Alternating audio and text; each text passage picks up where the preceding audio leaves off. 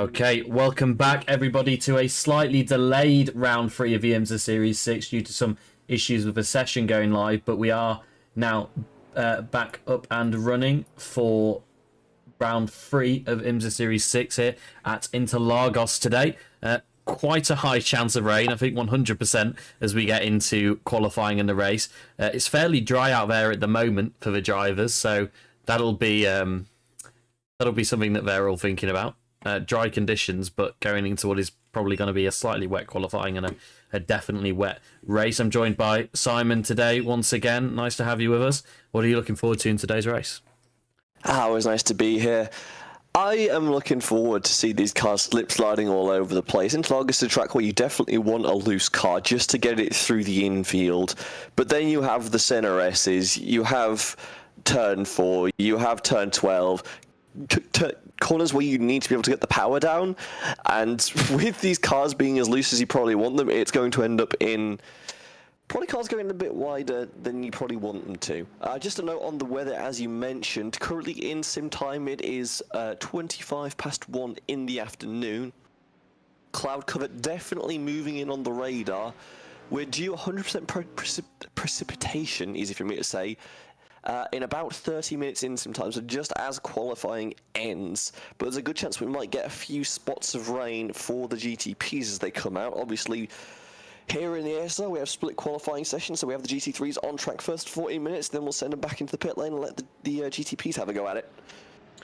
Yeah, so like you say, 14 minutes of running for GT3s and then that little 2-minute gap. Nice mixed field, been a very competitive GT3 field so far this season, and pretty mixed in terms of manufacturers as well, as you can see on there. I think we've got one of everybody apart from the McLaren, unfortunately, but you know, sometimes one class gets left out, particularly when it's not racing the official IMSA series. We're following Fabio Ponta as he makes his way around. He's going to be the first car to take a lap. Simon, do you want to take us through this lap on board? Certainly, and we bring the car all the way to the right-hand side. Hard on the anchors into turn one. Want to take as much out of this curve as possible. It's very flat and very stable. You can get it all the way down there, and this is inbounds as well. Again, car very unsteady through the corners.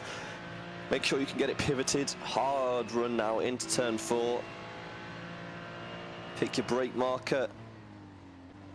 Turn in, and then again wide on exit. Plenty of runoff here. Make sure you abuse it as much as possible. You can see how much he's sliding though on corner exit. Just trying to keep that car pivoting all the way through. Now turns 6 up the hill. Again, flat curbs. Use as much as you can down the apex of turn 8, and then back down the hill again. Then once again up, similar corner, but a bit harder on the brakes, bit more of a turning needed here. Not going to run as wide here. You need to get the car back onto the right-hand side for the next corner. Quick flick through, and then as much speed as you can carry through turn 12. Again, hard on the power, trying to get as much speed as you can. It's basically a straight shot to the end here. Want to pin it to the left-hand wall, keep that race distance as short as possible. Potentially cut the pit entry here as well. Yep, down towards the safer barrier and cross the line. So Fabio Ponta, a 1:32.696. That sets a mark for his drivers so far, as the two next cars to cross the line can't beat him. It looked like he was sliding around a bit, but I tell you what, so far it's a pretty good lap time. No, loose is definitely fast here. You need to have the freedom in your car for the slow in-field section to make sure you can rotate. If you're a little slidey on the exits of the fast corners, that's fine. As long as you're in control of the car, more than acceptable. As long as you have the speed in the infield, that's where you can make up the most time. Yeah, he's going to go for 2 successive laps here. Do you know when the rain is due to start? Sorry, Simon. Well, looking at the radar, it's not penetrated the zoomed-in area yet. We're going to get 35% precipitation in about 15 minutes, whatever that actually ends up being. In terms of the radar, it's definitely moving in. Don't really have a gauge on time, but it's going to come before the end of the session, certainly. All right, so it looks like we're probably going to get a dry GT3 session then, and perhaps a rain-interrupted GTP session. So we'll see how that affects us later on, but right now it's just fastest laps for everybody. Fabio Ponta, who we're still on board with, has been the quickest so far, and he's got 2 purple sectors so far on this lap, accompanied by a green and a yellow, so potential to improve it. Let's see what he can do. Oh, 2 yellows at the end, and he doesn't improve. Oh, he does, in fact. Just over a 10th improvement on his previous lap. So he'll know there's more time to find there, considering he had 2 yellow sectors and 2 purples. There'll definitely be time to find. There's a few more drivers move up the order there. Matteo Batali up into P6. D07 Ferraris, the black and green clad team, they are stupid fast this season. They seem to have the run in the field everywhere. Yes, the advantage when they've got 5 or 6, 3 or 4, 2 or 3 cars, I'm not quite sure how many of them there are, all running in the session. They're able to work on the setup a little bit more than some of the others are. Some of the others playing catch up. Point out Adam Jarvis and Ignis once again separated, well, by 0.3 of a second, but they are side by side on the grid as it stands, fighting currently for the AM lead. So promising another exciting race between those two. Adam obviously won the last 2 races, essentially by running a different fuel strategy and having a shorter final pit stop than his rival. So we'll see if he can do something a bit different today here again. This has traditionally been a track in the Anti-Stall Racing IMSA series and in the GT3 series that we ran prior, where people have been able to save fuel and do something a little bit different, particularly in the GTP class. We've seen the one stop done here before, and if it rains in the race as well, the fuel consumption will be lower. So we'll see that play out once again, I think. Daniel Morphy, the highest placed non-Ferrari car. Kiko Lacaille goes up to P7 in the BMW. So Ferrari once again looking pretty quick here. Lemarie's on a stonk of a lap right now. 4 green sectors in a row. Comes across the line. To P12, just pips his teammate. Very nice. Well, I have to say, is a very mean looking Mustang.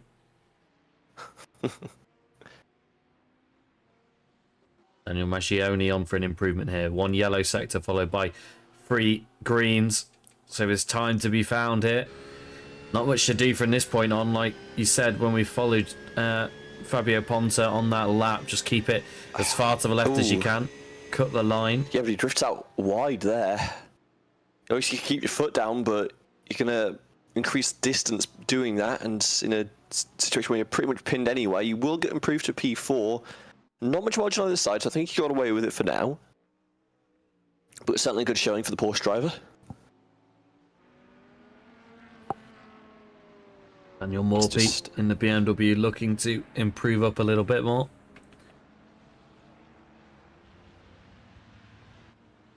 It's definitely a situation where you just want to find yourself some clean air. I don't talk about the toe a lot, but on this track especially, yes, there are some big straights, but you spend so much of it going through corners that I don't think the amount of error wash you need to take to get a good draft is worthwhile here. I think you just want to find yourself some clean air and work with it. Yes, you'll give up a few tenths maybe on the straights, but just having that safety net so you can get all your downforce through these corners is going to matter a lot more. Yeah, that's where it helps to be in a team and you can time that a little bit. Daniel Morphy, it looks like he's coming in, but he's not, as we just discussed. That's the shortest run to the line. Is there an improvement? Hard to tell right now. And it is. Moves him up to P4 ahead of Daniel Maggioni, back to where he was previously. Brief weatherman update. iRacing thinks there's 100% precipitation right now. I don't think that's accurate. The zoomed-in radar currently doesn't have any cloud cover, but it is right now pressing on the zoomed-out box. It will be on top of us soon, and these GTPs going to have something to worry about, certainly, but we should be okay for the GT3s, I think. I'd have to disagree with iRacing on that one.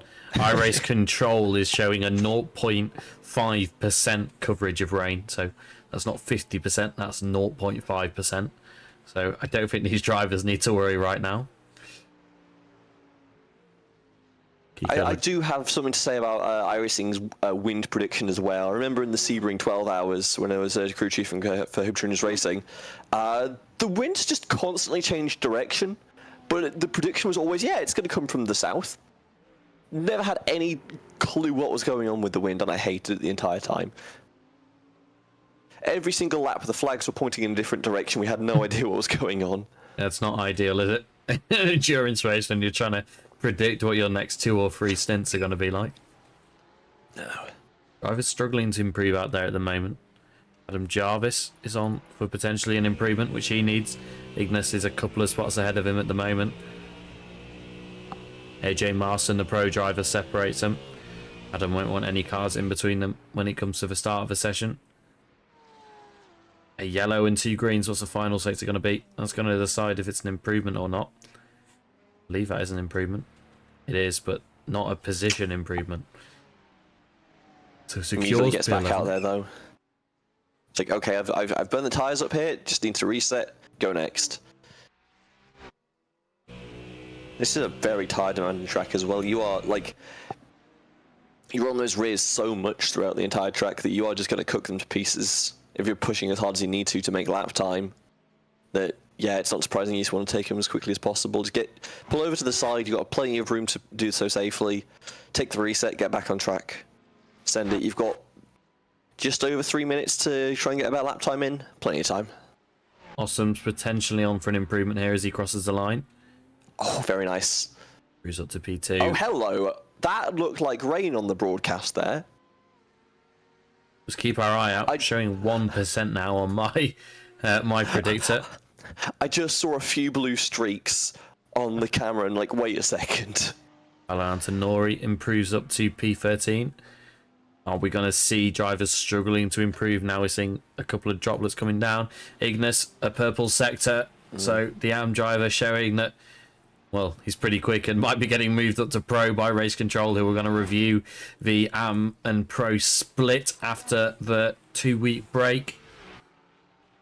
I think these are going to be perfect conditions right now. If it's going to start to rain, that is rain. Track temp should that be is absolutely cool. rain now.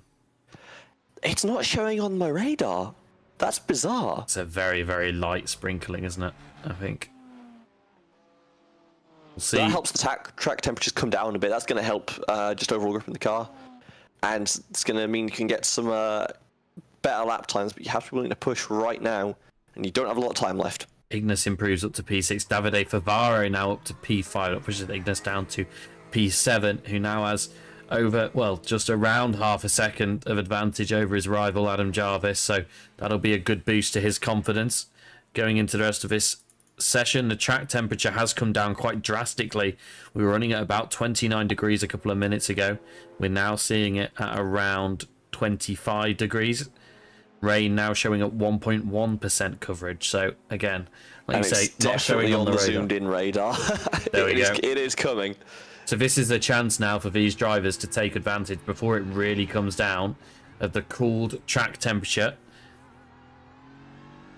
Air temp pretty stable, but track temp dropping constantly, as you can imagine. Now you got to try and take the advantage that you can from that. A grippier surface, but obviously it's not going to be grippy if it starts to rain. So take full advantage. People are still setting off on new laps, so clearly I think that there's timeouts to be found there. And as Kiko Lukaye is showing that as moves up to P7, Matteo Ubertali, I believe, about to cross the line, improves but holds position. If we're going by the radar, it's just raining in turn 4 right now. So you're going to struggle through it, especially to maintain speed, but the rest of the track, I mean, it's going to get wet very quickly. That's moving into the infield as we speak, so it's going to make the GTP qualifying very interesting. There you go. You can see the rain on the visor there. The purple chrome wheels. This is light rain for a while. We've not got any green rain for... I mean, it's on the radar, but currently it's just a giant blue patch. So very light rain. You might be able to get away with slick still, but it's definitely going to free the track up significantly.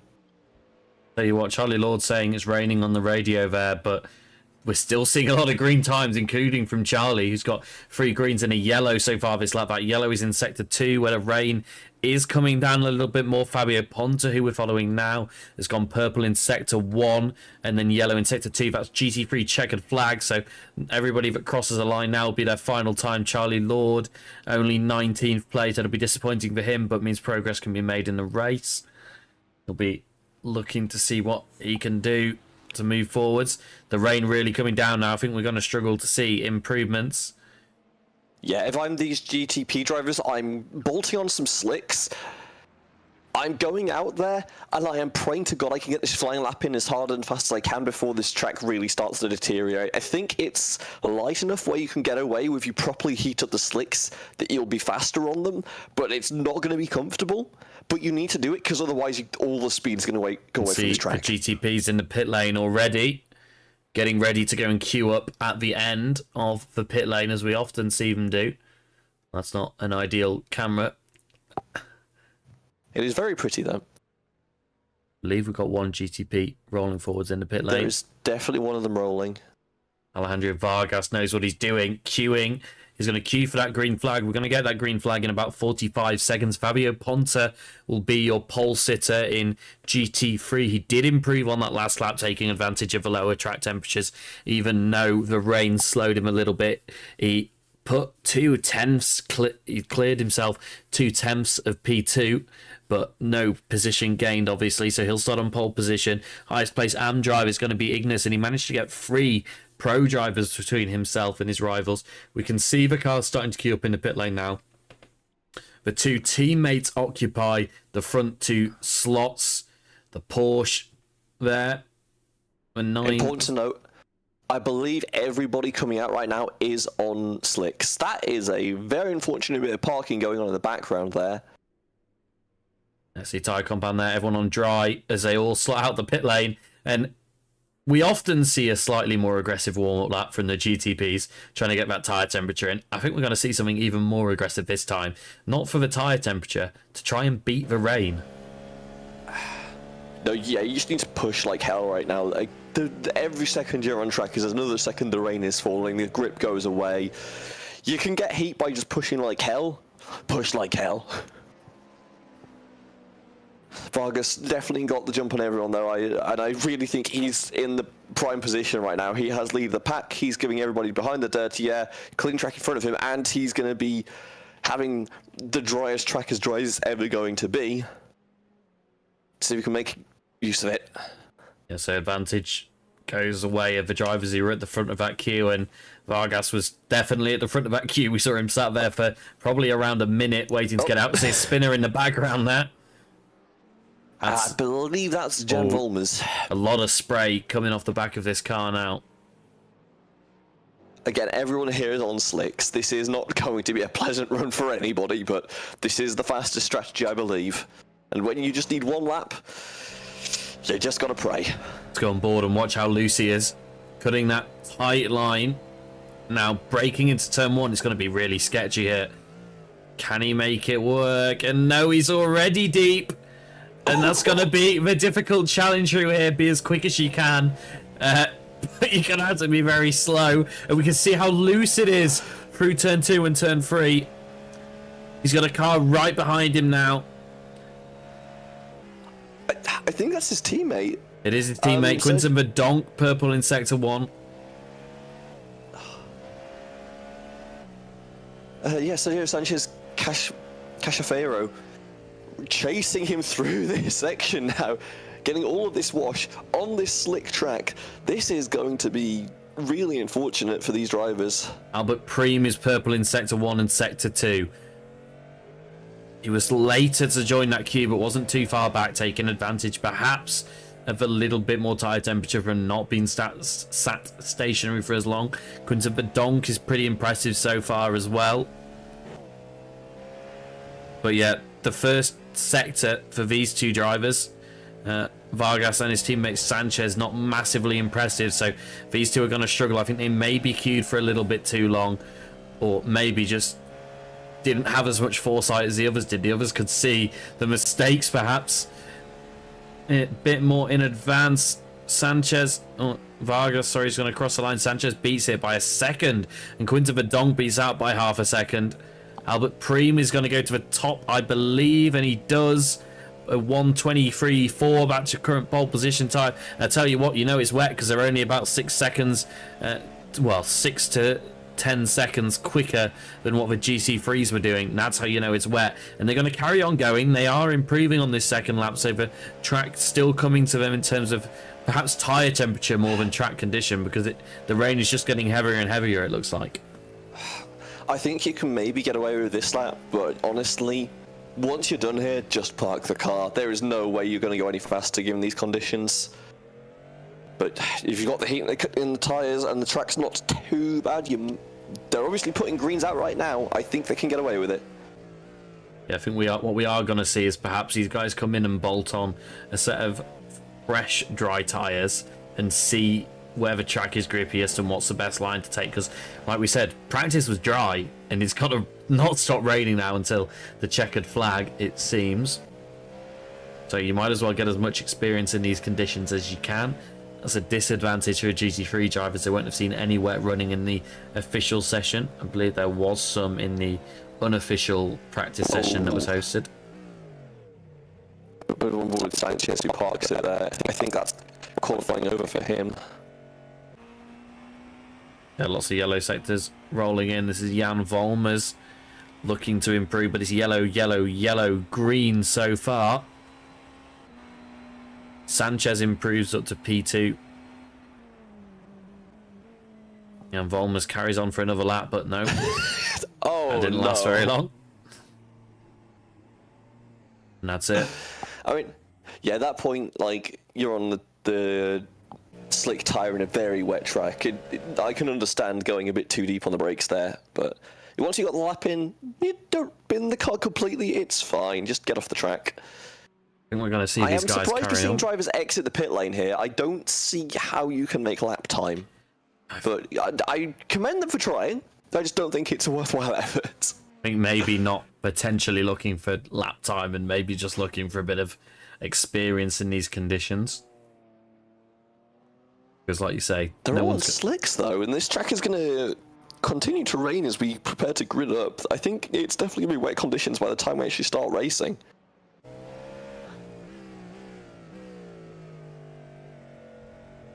How slow the drivers are. I know we didn't cover any of practice on the on the broadcast, but I can tell you what, these guys were much quicker then. Let's pick a driver, shall we? Let's go. Where's Preem gone? 67, Albert Preem. His current best lap, he is the pole sitter. He is on a 1:23.4. What was he doing in practice, you ask? 1:22.2. Okay, so about a second of lap time lost in the original downpour, but he's already passed that 1:22 mark, but he's not even reached the line yet. It's getting wetter and wetter. What's it going to be? 1:28.0, I believe. He comes across the line. No, sorry, it's a 1:27.0, but 4 seconds of lap time lost already in this bit of rain. I believe we're pretty much at the crossover point, or we're not far off it. Yes. So it's going to stay this fairly light rain for a bit longer. I'm not sure how long it's going to delay the session between the warm-up and the race, but there is a patch of medium rain moving in. That's going to obviously deteriorate conditions even further, so I believe we are going to be seeing a wet tyre race for everybody. I don't think there's a way you want to be out here on slicks. But yeah, as far as this qualifying session, I would like to congratulate Albert Preem on pole position, because I don't think anyone's going to be in a condition to challenge him. Yeah, he's just pulled over immediately. He was on a set of slicks there.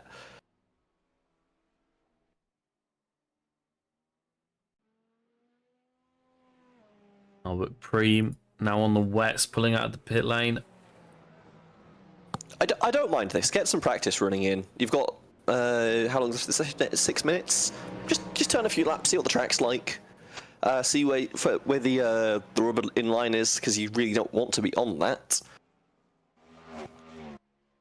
As everyone else around him currently still on the slicks. Yeah, just get a few laps of running. He was not prepared for that one. Get out now, because as long as you're doing this now and not during the race, it's fine. If you do it during the race, you're gonna have problems. Yeah, I think we're now seeing that the dry tyres aren't going to cut it. Still a couple of seconds off what... Oh, saying that, it's only 15.4 in Sector 2 for Albert Preem, which is a couple of seconds off what the dry runners have been doing, but maybe just getting a bit of temperature into that tyre still. He also did exit the pit lane, so... that'd be a pretty good reason for not having a great time. He's definitely struggling for grip right now. What? There we go. Yeah. You remember what I said about loose cars at the start? Yeah. Loose cars on a wet track is definitely a combination. You do have access to roll bars in these cars. I imagine the rear is going to get stiffened up. Is the way you want to go on that? I can't quite remember. The one that gives you understeer. And get that TC all the way up as well. And that'll help out a lot. But yeah, you can just see how squirrely it is on throttle. I think they'll be stiffening the front and softening the rear. There's a way to get a little bit more rear end, if I'm thinking correct. My main experience with roll bars is in an IndyCar, so... Same, but every time I have to go in the notes and remember which way around it goes, so... Okay, so we're seeing pretty much the entire field now. Out on the wets, Quinton Verdonk is parked in the pit lane, that's why he's not still showing on the dry. Sanchez is still ploughing around on the dry, though. which is pretty impressive.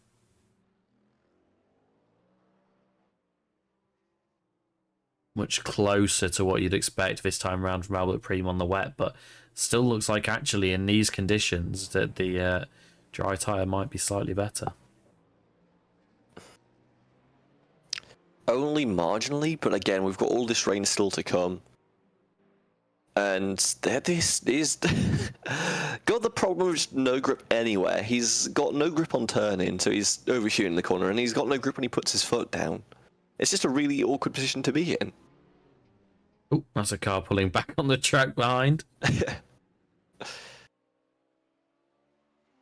There we go. So Sanchez doing a 28.4. He's still running around on the dry. What's Preem gonna do? It's gonna be a decent chunk off that. It is a 1:31.9, so about 2-3 seconds off what his rival did on the dry tyre, but that dry tyre has got a lot more temperature in it.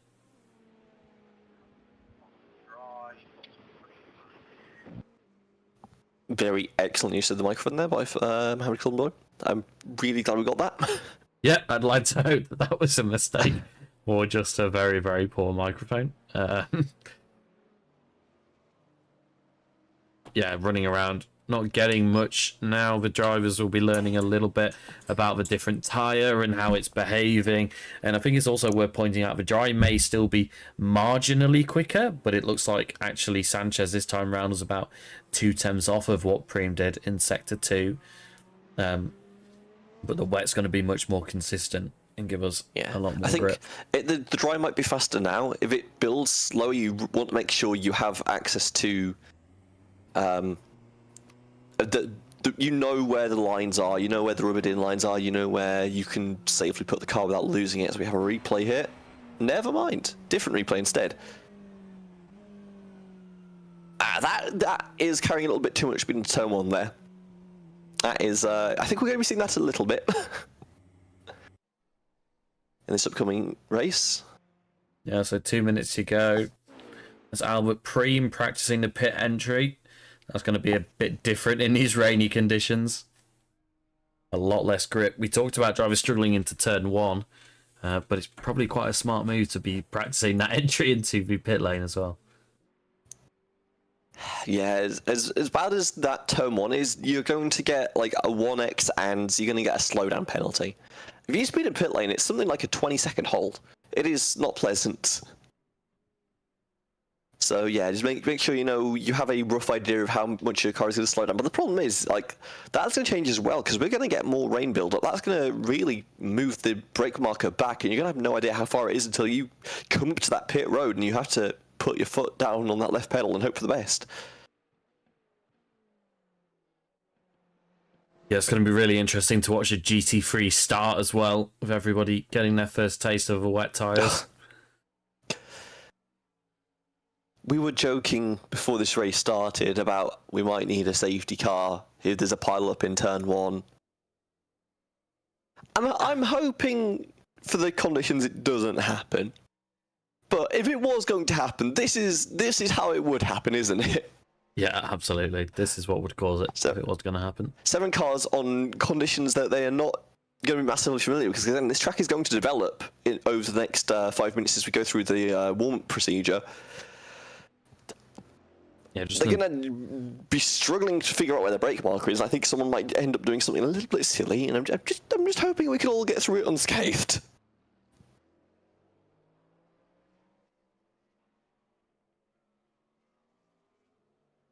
"10 seconds before we make it official, then as that's a spinner."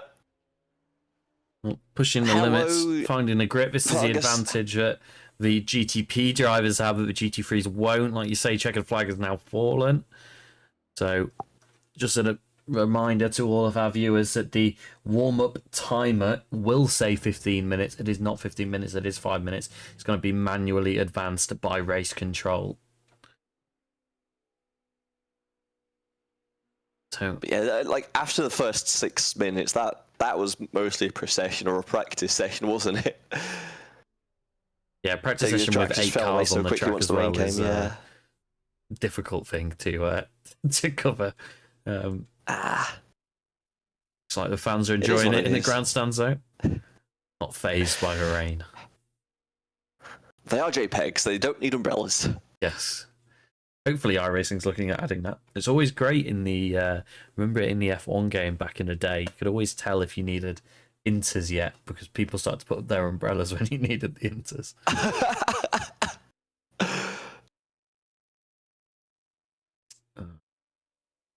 Last car coming through to take the checkered flag now, the 963 of Quinton Vidonk, who will not improve. Unsurprisingly, you have to say. Really see the elevation on that last shot that we were seeing that this track has.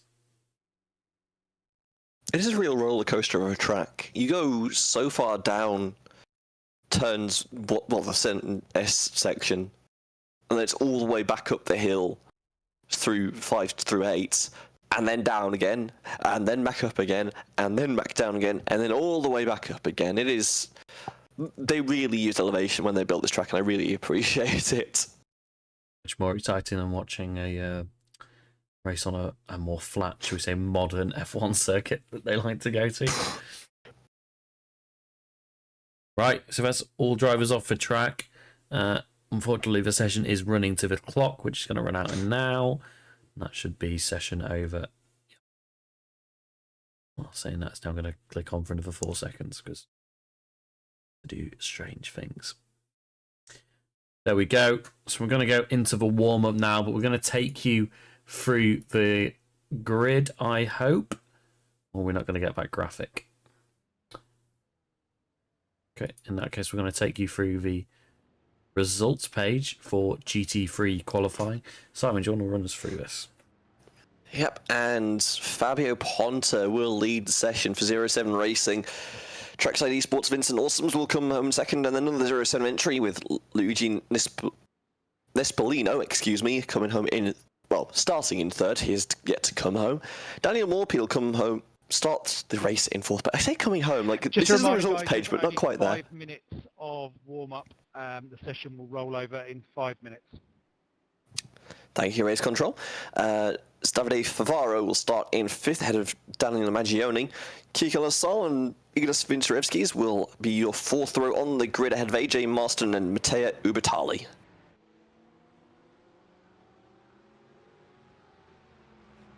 Adam Watson will start the race in 11th, alongside Adam Jarvis. Paolo Antinori and Matteo Lemire will be behind them. And then we have Anthony Quaranta, Jose Villarejo, Jesus Saavedra, Alvaro Valcas, Charlie Lord, and Jason Ceballos will have shotgun on the field from 20th position.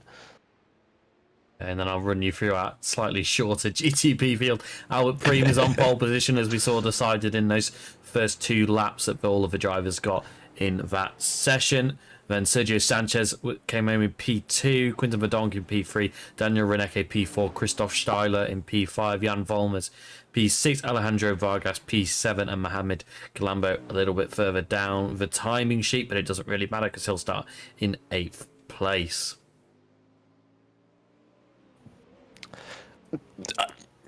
So I'm looking at the radar in iRacing. The rain is moving bottom right to top left. In the bottom right corner of my screen right now, I see red. I don't know if we're going to get there or not, but I have seen it and it looks terrifying. And these GT3s are going all over the place. Grunty going for a spin and getting a great shot of someone else who has already suffered the same fate. I'm trying to show you some more replays, but the board is moving so quickly from incidents that I'm struggling to move my mouse quick enough to react to it. Daniel Morphy's going to go straight on at turn 1 here. As a GT3 driver, I think we're going to be seeing that a lot. Learn the track in these conditions. We can even see the rain has increased massively. Yep, what we are in the green GTP now. Qualifying. How big is that blotch of red rain that we can see? It is very tight. I'm going to take a screenshot for you. I'll post it in broadcast channel. But here it's definitely there.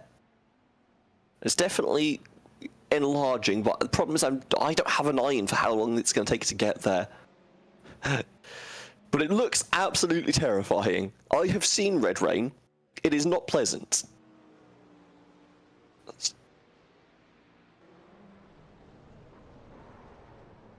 Yeah, red rain is going to be pretty treacherous conditions. There is a small break currently showing. I don't think it's going to affect standing too much. It's definitely not enough for the track to dry out meaningfully. But it might just ease off a little bit. Cars are spinning all over the place, as you now see my beautiful screenshot taken a moment ago. There you go. You can see the radar that we were talking about. So it is going to get much more... Well, we're kind of in, like you say, with a little bit of a break. Possibly, depending on the way that the clouds move over the track. But it's only going to get worse from here, you'd have to say. Alright, hold on. I've just had a terrible idea that I don't know if it's going to work, because we're going to do this live. If I push that button, can you meaningfully crop that out? Take a look. Ooh, you're challenging me here. We're doing this live. We're doing this live to try and get you a live radar. We are doing our best.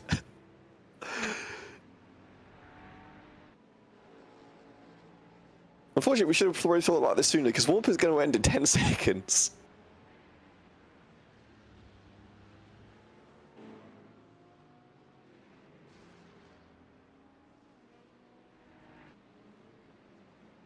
As a GTP, excuse me, goes for a little spin. One of the Dutch Racing League drivers. And that is your warm-up session over. And now the real terror begins.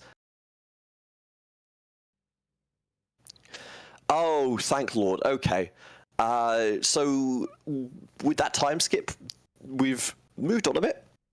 There is a lot of green still. The red has dissipated. It's now mostly orange. There's still definitely a red cell in the southwest corner, but it is going to be green rain for the most part. However, that is still significant rain. We might be in the yellow. Quinton Verdonk thinks we are. We are in the yellow. So this is heavy rain, or at least... I don't know what the scale is, because the scale in iRacing goes to purple. I've not seen purple rain. Just a reminder, guys, that the race starts on class leader, not the green flag. And please remember, 5 to 20 second gap between GTP and GT3, guys. Have fun, and good luck in the rain.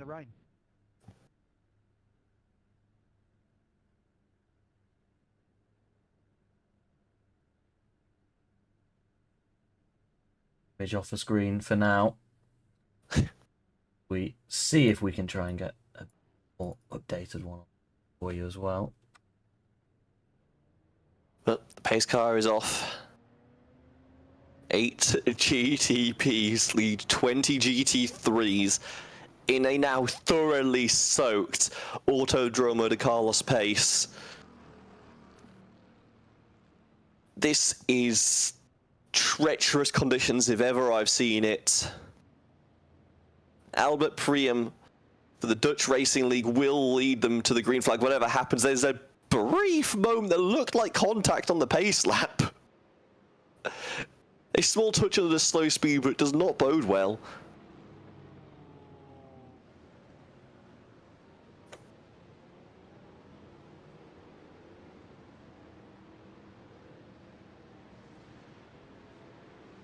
You can just see the amount of spray even at this speed.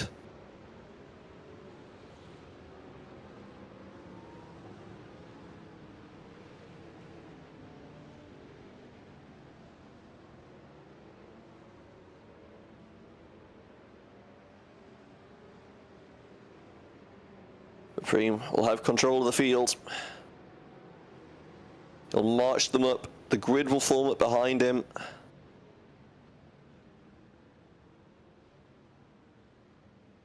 Coming up to the start zone shortly. And the grid, not sure where they want to place themselves here. It's, oh, right on the contact even between the drivers as they come through the final corner. The green flag flies. We are racing in Interlagos. And it's a great getaway from Albert Preem, but I'm not sure what's going on behind. Wide, and it's just a massive pile of spray in the backfield. We have a spinner. One goes around. Looks like it's just a single car incident. Contact, no! Backs into it, but it should be fine. Oh, Albert Preem off there as well. Believe that was Albert Preem running a little bit slowly behind. But let's take a look at the GT3 field now. There is a GT3 exiting the pit lane. Needs to be careful not to overtake any of the pack. This is going to get very close and tight through turn 1. They're all going to bunch up 3 wide further back. Daniel Morphy trying to stay down the inside here, but he backs out of it carefully. Car in the pit lane is slowing to allow everybody through. Ignis has made it through. Adam Watson continuing behind. And while that was happening, our pulser to Albert Preem ended up in the gravel trap at turn 4. He has dropped all the way back down the order, in now showing his 7th place. Winter Madonk has a meatball flag as well. My lord, okay. We might see a few replays of this, because this is definitely a start. This is further up the track. Yeah, I'm trying to find an actual replay. Let's take a look here at 4X from turn 1. I believe it's going to be Quinton Verdonk. Oh, and he's going to get tagged from behind. Oh, so unlucky. And that's, I believe that's our pole sitter going deep into turn 1 and really struggling when he came back on the track. Let's see if we can take a look at that. Oh, just got loose. Yeah. Held onto the car. Oh, he's got damage already. He did get tagged, but not on the left side. He got doored a little bit on his... Oh, he hit the wall there. On the inside.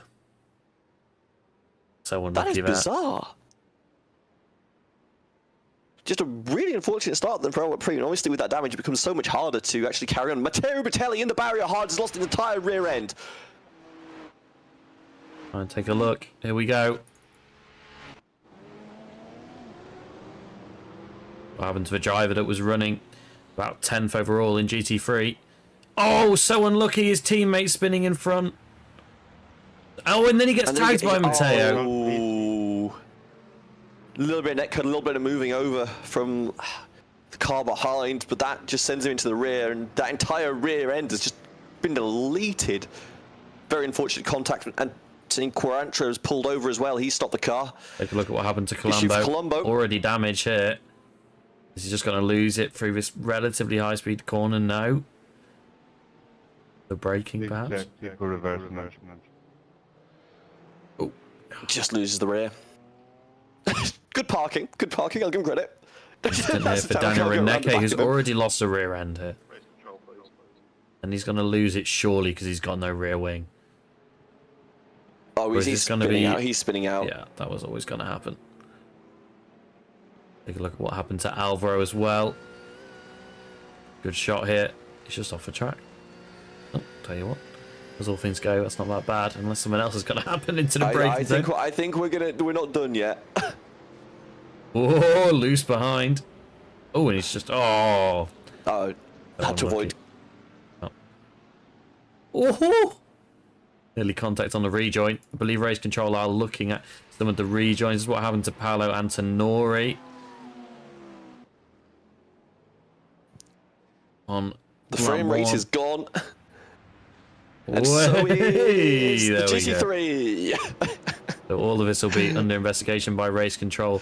I'm sure. Hold your brakes, Antonori. Come on, you're better than that. I appreciate you want to get the car turned around, but you're moving across an active track in very treacherous conditions.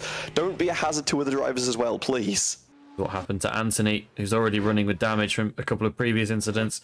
Is that front wing going to fly off? Surely it is at some point. I'm surprised he didn't come into the pit lane there, but I digress. Trying to make it best of it, yep. That was inevitable. Oh, hard hit.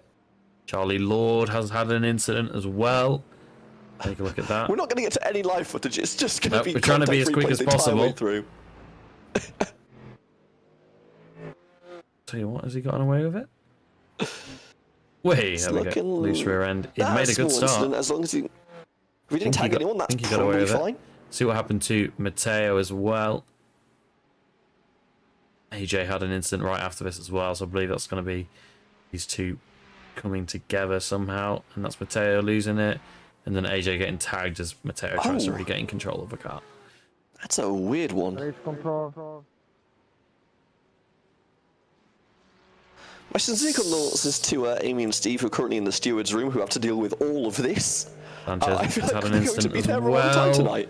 And this is Sanchez trying to get in, take the position, and he's going to lose it, trying to take the position, and have contacts on the rear. So unlucky there. Avoids the barrier, so car may be mostly okay, but he's going to have to try and get it back to the pit lane without a rear wing. It's a great deal of its rear body work, yeah. Just the way I think the entire rear bumpers off it as well. We are nearly at the end of the list, I can assure you. Lose a rear end through this relatively high-speed corner. Surely that's going to be this one. Yeah, there we go. Oh, hey. And last but not least, because it's just come in. Those things do a lot of damage, even at slow speeds. I think Anthony needs to bring this car in, because it's not going to have much grip on the front. Maybe trying to make it to a 10-minute mark so we can make it on one more stop. Oh, and yeah, it's going to loop it around. All right, and after all of that, he's saving fuel. Jan Volmers has a 12-second lead in GTP. So, in 7 minutes, 12 seconds is pretty impressive. We'll be pretty pleased with that. Vincent Ossoms is also in the lead of GT3 by 6 seconds. We'll see if we can find a replay of that, but it might take us a little while. But I think we've calmed down a bit now. I think we've got the brief handle on the track. Now we just need to turn a few laps.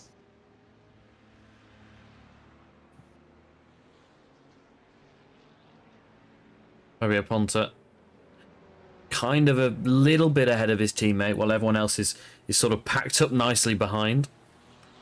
His teammate behind, that's Luigi Nespolino, is kind of the cork in the bottle at the moment. It seems holding up some of those other cars, but then there's another quite big chunk of a gap. Matteo Ubertali, after having that incident that we saw, is about 56 seconds off the lead in what is currently about a 1 minute 50 lap time, so it's about half a lap behind. He has pitted, Jarvis is swinging hard, trying to make this pass over Kiko Lascelles. Driving all over the track, trying to get around. Jarvis will see BMW. How far ahead Ignis is, and that's 5 seconds, and he is going to try and make it work. But the inside is brave to go side by side in these conditions. He's been side by side through a lot of these corners, and he's just not been able to make the move stick. He's been able to get alongside, but can't get the foot down properly to actually make the overtake stick. Gonna have to try and make it stick into turn one here down the inside, heavy on the brakes. But the BMW just has it on the brakes, and every lap that this happens, Adam sees Ignis getting further and further away, and that means Adam won't be able to just sit behind him and play his fuel strategy. He's going to have to go aggressive to try and win this race in the AM class. He's got a good launch here, though. Might have a chance. Swings it to the inside. I think he's giving up a lot of momentum actually doing that. You can see the car behind as well now closing in. I believe that's Adam Watson, and he's looking for the gap now. They've been stuck like this for a while. Trying to find a way through, but nothing giving just yet. It looks like Lascelles might have just pulled away a little bit too much for Jarvis right now. I say that, but like Jarvis's car is really good in like the first stages of corner exit, but then on the long straights, it just feels like he stalls out on max speed, and you just can't get alongside Lascelles significantly enough to actually make an overtake. Instant here for Jan Volmers in the pit lane with a meatball flag. Something's going to go wrong in, you'd have to say, turn one. Let's not be too quick to judge. That's never staying on the road. Yeah, you were pretty much bang on. That is definitely something going wrong. Albert Preem now leads in GTP. How's that happened? He was so far back. Like I said, he had a spin turn. We saw him go off turn one and in turn four. Albert Preem taking P2 off Christoph Steiler. Down the inside, easy as you like. The three of the Acura working well in these conditions. We'll see if we can try and find out. I I feel like he maybe was struggling on the leading. cold tyres, but now he's got some heat in them. We know he's a good driver. He's capable of putting these laps together. I think it was once he just found some confidence and some temperature, he's now really just starting to fly. Was Jan possibly leading before he crashed? Quite possibly, I don't remember. I believe that must have been what happened. There's been quite a lot going on for those. Yes, he was leading before the crash. Then Volmers was P1 before the crash, so really, really unfortunate for him there. He'll be trying to, unfortunately, because of where it happened, it's going to be a mega, mega long tow.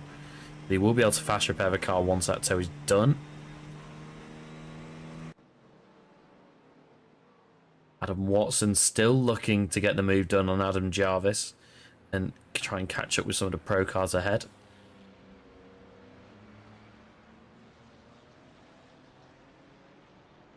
They both now cleared the car that they were struggling to get through as well. See if we can get a replay of that for you. This is Adam Jarvis passing Kiko Lakaye for P10. In fact, they'd had a bit of a duel before it, so let's go and take a look at that. Going to try and go around the outside. And in fact, he is going to go around the outside, is he?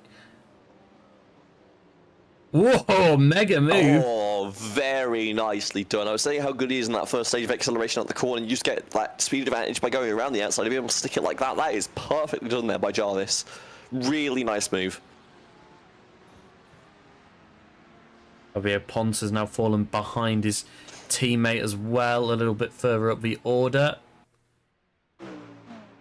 This is Luigi Nespolini getting past Fabio Ponte for that position. Oh, issue for the car perhaps? Just a rough exit. Oh, Jesus Saavedra. I don't know how you pronounce that surname, and I will apologise. Currently enjoying a bit of grass. Alejandro Vargas has also had an incident, currently running P4 in GTP. I'm going to try and hang on to the car, but I think we know where this one's going. Loose already. Driver's really struggling through this section here. It's the bottom of the hill, so a lot of water will be collected. I'll tell you what, that was pretty nicely held. Got away with it. Got away with it. Obviously, it's going to like really mess up the exit onto the straight, but given the alternatives from that position, I think we can take that. Jason Sabalos, I think, is about... well, he's already just gone off the track there for no apparent reason. Focusing a little bit too much on the GCP coming out the pit lane, you'd have to say. Albert Preem then leads. It's easy to say from pole position. It wasn't quite that simple because he did drop down to essentially last after having a bit of a moment in turn one and damaging the front wing, but he kept on going. And the Acura has kind of come into its own. He was only about 2 seconds clear a couple of laps ago. He was 6 seconds quicker than the car behind last time round. Oof. Yeah, once that attempt's come in, Preem's just really started to run away with it. I'm not counting the victory just yet, because obviously, like, we've got 46 minutes still to go, and these track conditions, and oh, by the way, that patch of red is very slowly inching inwards. I don't know if it's going to get here in time for the race, but it's definitely progressing. Weather radar screenshot, and I'll try and get it on the broadcast. By the powers of Jank.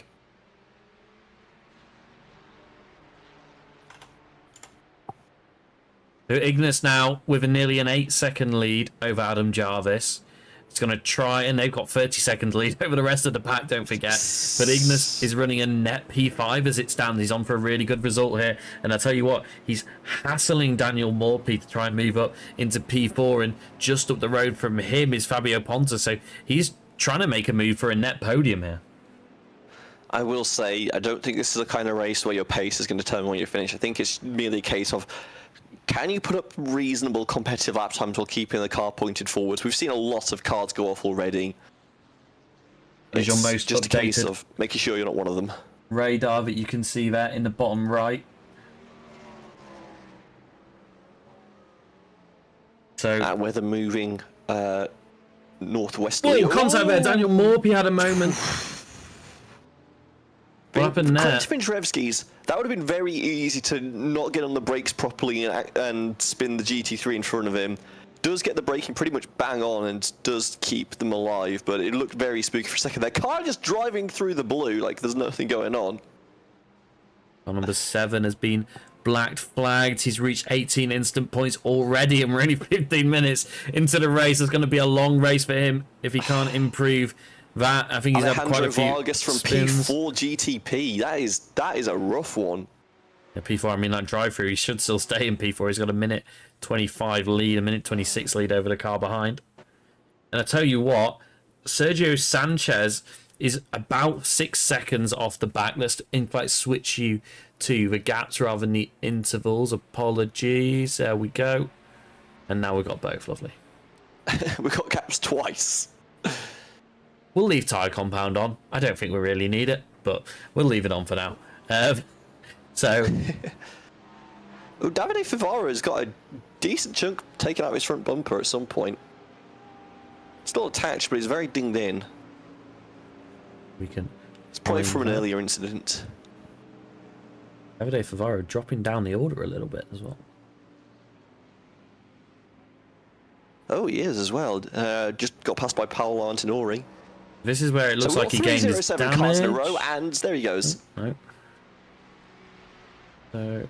Oh, don't rejoin now. Don't rejoin you. Oh, I tell you what, got away with it just about. I'm not happy, but yes, he did. He did. Another 2x here. Is this where he's going to ding the wing? Yeah. Donk.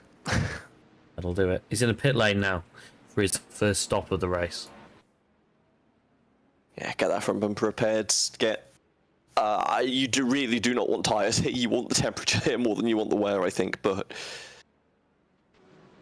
And Volmers now, I think, 1 lap off of the lead, nearly. Well, is a lap net lead off the lead, obviously, not a lap down to everyone ahead, but is putting in some pretty impressive times. They were 3 seconds quicker than the leader last time around.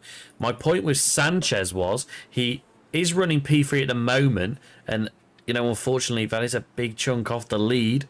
26 seconds off the lead is Albert Preem's margin right now. So, but Sanchez running... well, a couple of laps ago he was running quicker than the leader. Now he's running about equal with the leader and about 5 seconds a lap quicker than the car in front. Despite, and yes, you do see that right, still running without the rear wing.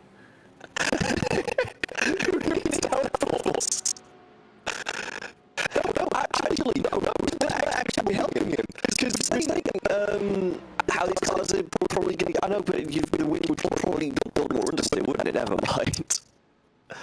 So you get stability by running less rear wing. I don't think that's quite how it works. Well, he might be getting a lot of straight line speed, and maybe he's not even going quick enough in the corners to justify needing the downforce. So, but I tell you what, he's closing in on Christoph Steiler. Let's stay with this battle. You can see him just in front there.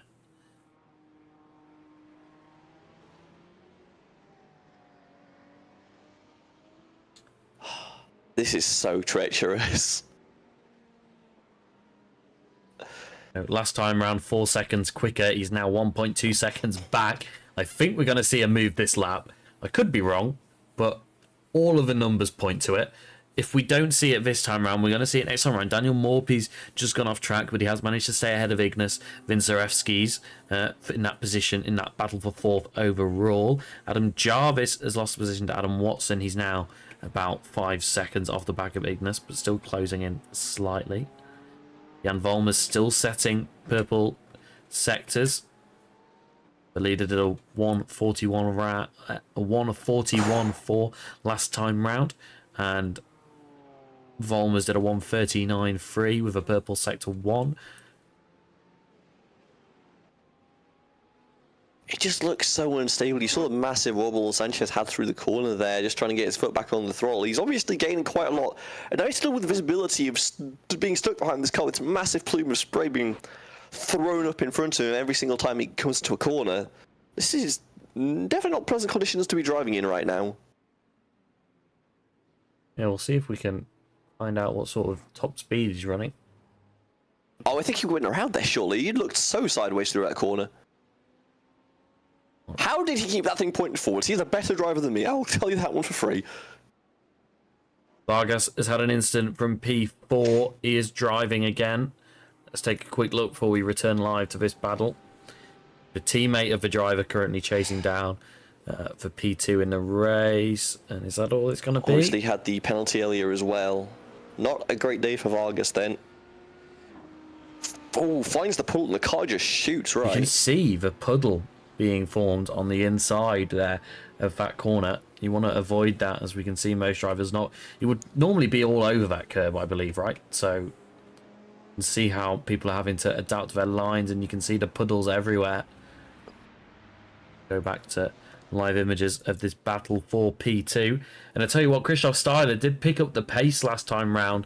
He got much closer to the leader's time, but it looks like perhaps it's clearing up ever so slightly. But we are due that big red patch, and we'll just put that back on screen for you again.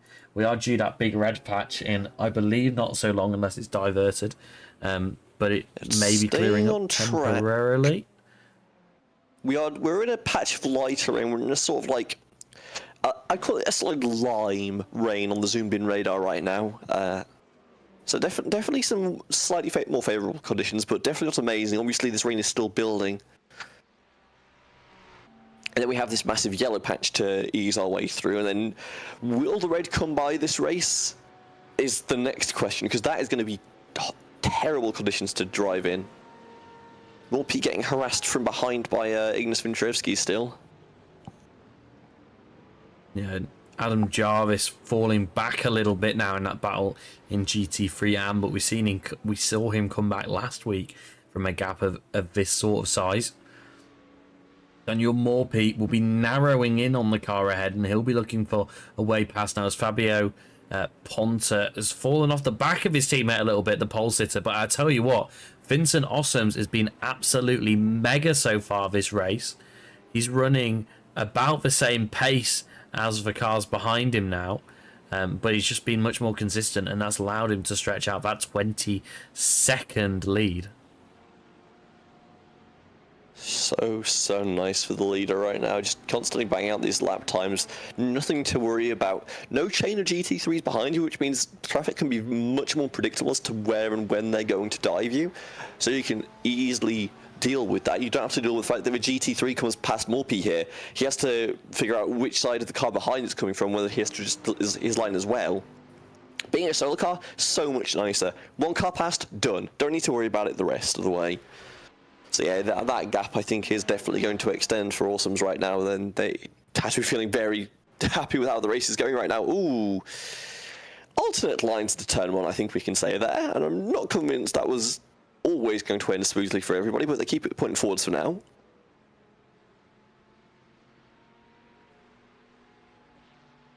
Yeah, just these guys utterly confident in their ability, aren't they? I mean, like you say, it is a bit of a train, but running this close in these sort of conditions is really shows your confidence. Watson's getting so close under braking. Like, he just feels so much more confident on the anchors right now. He's able to close that gap significantly. Replay of Quinton Bedonk. Is he going to miss turn one? I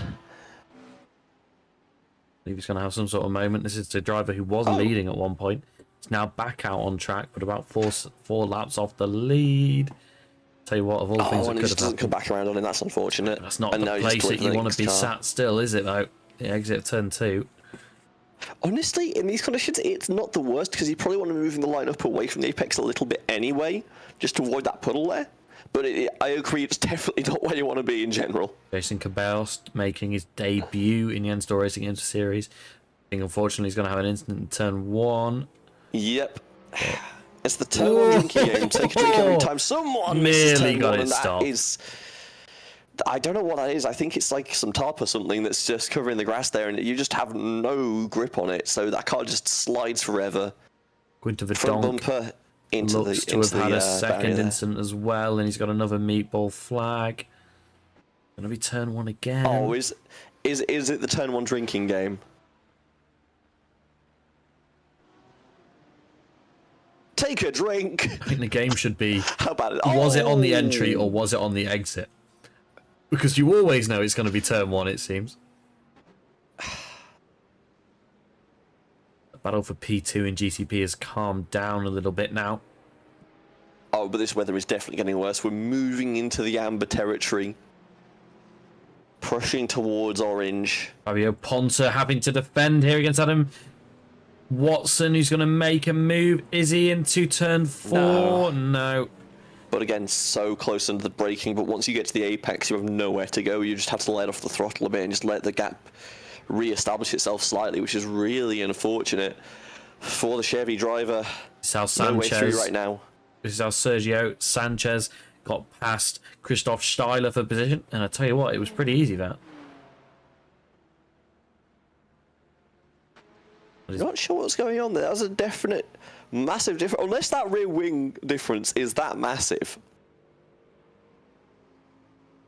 Now let's take another look at it. We can. Let's try and find it. There we go. And then let's watch from Christoph Steiler. No, it's not going to work. No, this is live footage of Steiler trying to cut through traffic. We're just really struggling for pace. Ignis has a meatball really flag. Struggling to go anywhere. Ignis has a meatball flag, as does Adam Watson. We missed something going to that replay. Tell you what, I'm not going to find the official replay. Let's take a look at the 4X here. Oh, wow.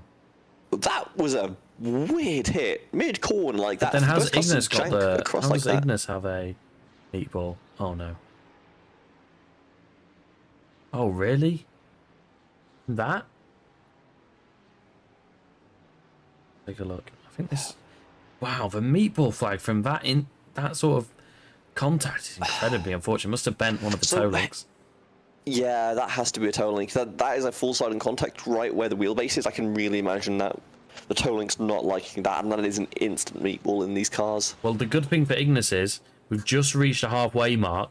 So in these conditions, everybody can clearly make it on just one stop, unless you had to pit earlier for damage. He's going to come in and pit, and he has pitted for those repairs. 33 minutes left in the race, so you'd still need to extend the second stint significantly. You're absolutely correct. I'm reading the wrong. I read session time remaining as session time passed. So I needs did the opposite earlier, so now we're even. Yeah, let's see if anybody else can make it. If anybody can make it to half race distance, and if anybody else can make it past. Well, if anyone can make it to 33 minutes into the session, then we know that Ignis can make it past 33 minutes. We know it's been close around this track before. We know people have done it on the one stop before, so you'd have to imagine the rain is definitely going to make that possible. And who's that rolling around in the field? I believe that's Daniel Morphy. Is rolling around in the field. Seems a little bit harsh, but that does appear to be what it was doing. Daniel Morphy went off track here. Let's take a look. Oh, did he just tag the grass? No, he was definitely on either the curbing there, or he did get on the inside on the grass there, and that car just immediately shoots right. There's nothing you can do to save it at that point. Oh, the mud. He is spinning his tyres, desperately praying to get this thing back on track. Yeah, on the white line and the grass a tiny bit. So this is going to be the difficult thing. Can he get it back on? My first iRacing wet race was in the GTP at Le Mans, and I got stuck in some grass. Vargas and Volmers, I believe. Sanchez has a meatball as well. I might have got the wrong driver then. Let's take a look. Jason Cabales has had an incident, but I don't believe it's going to be related. Take a look, although it may well be. Nope, he just gets the grass and unsettles the rear, and it's turning What's happened right to Jan Volmers? Right.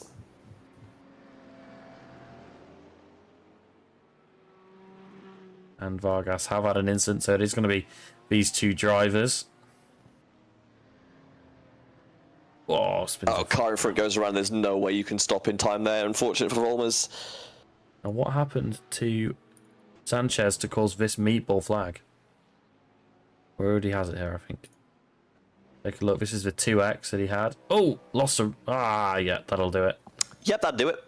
Well, I'll tell you what, the wall bounced him bang on in the right direction. So... And the car exiting pit lane means he has to be so careful, because he can't obviously leave that pit path until you clear that blue cone. That's really unfortunate for the chasing car there. Instant for Charlie Lord. Perhaps the rain's picking up. Can you take a look at the radar, Simon? Yeah, oh no, I was going to say before the contact, would you like to see something terrifying?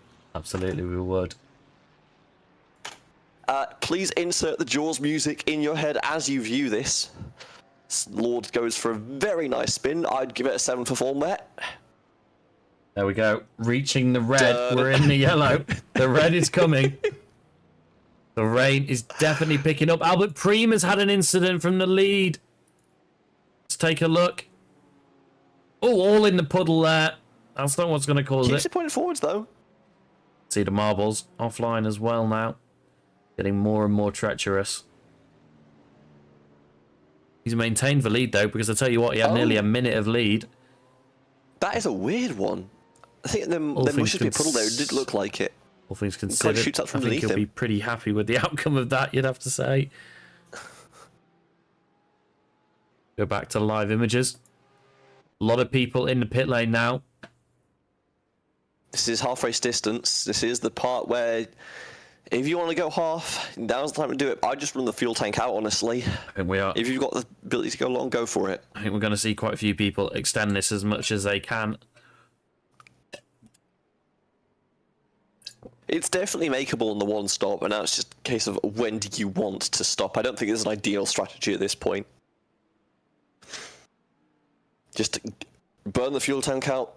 Make sure you're taking short stops as possible for your only stop, and just go for the win I from believe there. there's been an incident with iRacing crashing for some of the drivers as well. What Davide Favaro is saying in session. I'm seeing 8 disconnected drivers right now. I can't believe iRacing is just not having a great time with it.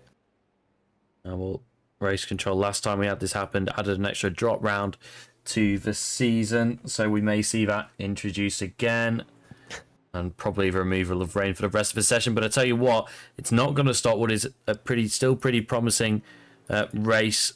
There's still a lot to happen. Vincent Ossops now leads by 44 seconds, and Adam Jarvis now leads in AM, but that is of course because Ignis has made that pit stop. Adam Jarvis is actually running a net P2 overall as it stands.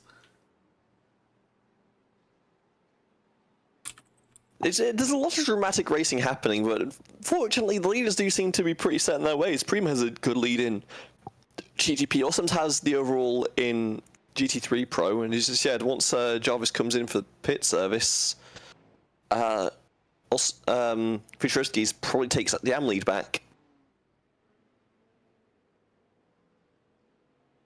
Some nice scenic shots of the track where you can see how bad the weather is. Current track conditions still in that amber rain, that red cloud inching ever closer. It's not massively... yeah, I'll get another screenshot going. Well, there's not too much happening.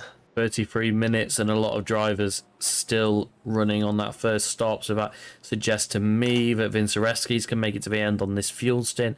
So now the battle is between him and Adam Jarvis for the win in AM. Adam Jarvis choosing to go long, of course. Nespolino was off. Although he was quite far back in the order anyway. I thought he was a lot further up. My apologies. I believe he was a bit further up. The other 07 car. He went to Nottingham World, so he disconnected, did that disconnect that we saw a few minutes ago. Somehow managed to come back in P6, so I tell you what, pretty impressive.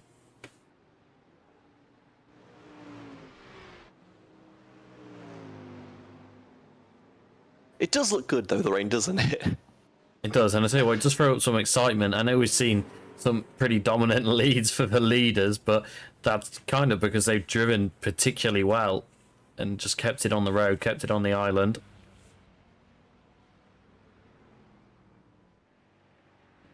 I will give a special shout out to Adam Jarvis. Just that paint scheme just does a lot for me. It's not quite as good as the Hooper Trainers Racing one, but it is up there for me. I do like the pink and sort of mint green he's got going on there. I'd say as a commentator as well, you can always tell it's him coming, which is absolutely ideal without having to look at timing screens and all sorts to try and work out who it is. So that is great.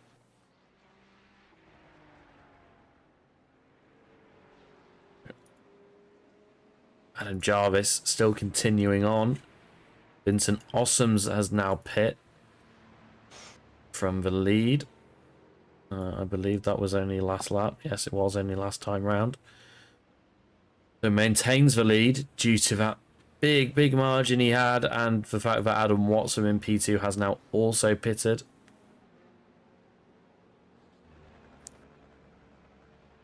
For a brief moment, it does feel like it's all quiet on the Western Front. Yeah, I'm sure nothing is.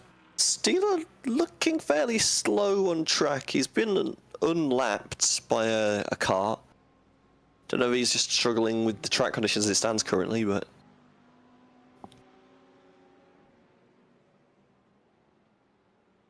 It seemed like things going away from him a little bit.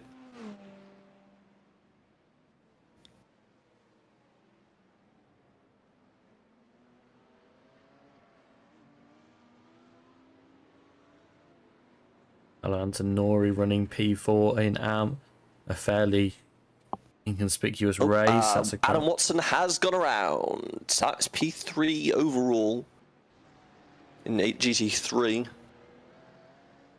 If we can take a look at the replay, here you go. That's the wrong replay because Adam Jarvis entered the pit lane. But Adam Watson is just going to get a little bit loose where we've seen it happen so many times already. Let's step away from him right here. And you overcorrect it. Yep, that's a rough one. Oh, hard hit as well. That's rough. Hey, what though? No meatball. And we go on board and take a look at his steering. Just see just how wet it is on the onboard. Steering wheel looks to be fairly straight. Mostly straight, yeah. It's hard to tell how hard he's having to work it just to try and keep the car pointed forwards, but Straight to me. maybe slightly skewed right, but that might also be this corner. Ignis is in the pit this lane is again. gonna help his. Why is Ignis in the pit lane again? He just really wants to be there, I guess. That is his Second stop. Yeah, second stop. After he had to pit early. Maybe didn't take enough fuel on that first stop. That's going to kill his race. Surely he's going to come out about 20 seconds behind Adam Jarvis, but Adam Jarvis has a meatball flag. Oh dear, Not a Adam meatball, Jarvis, sorry, a what's black happened flag. here? You got a black flag while leaving the pit lane. Oh no. Let's follow the let's have a onboard. look here.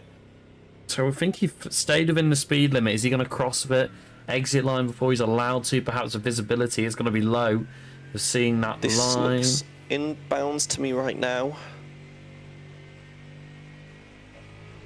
I think something's going to go wrong here. Oh, that is so unfortunate. That is unfortunate. No, he did the right thing. He did the right thing, but that sucks for Adam Jarvis. You have my condolences, sir. Oh.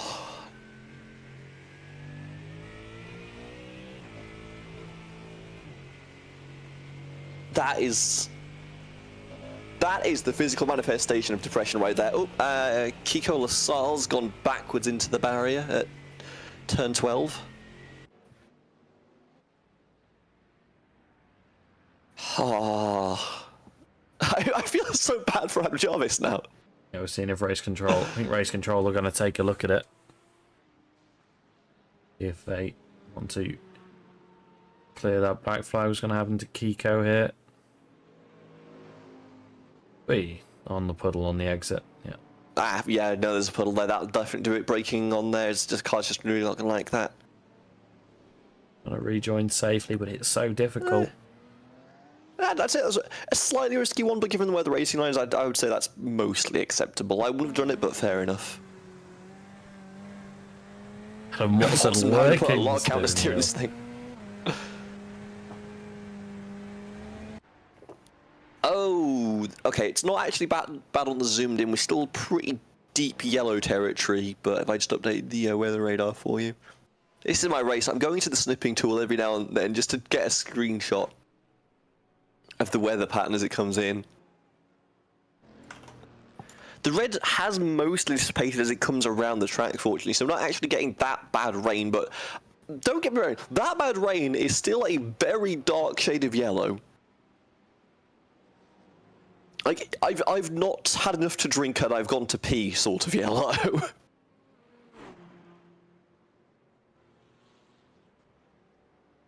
There you go. So it kind of looks like it's moving north as much as anything. So North. we might Yeah, the worst cells might slightly, just passed but us more by. north. So I think we might avoid that really bad patch of red. But it looks like we're going to transition into another patch of yellowy orange below.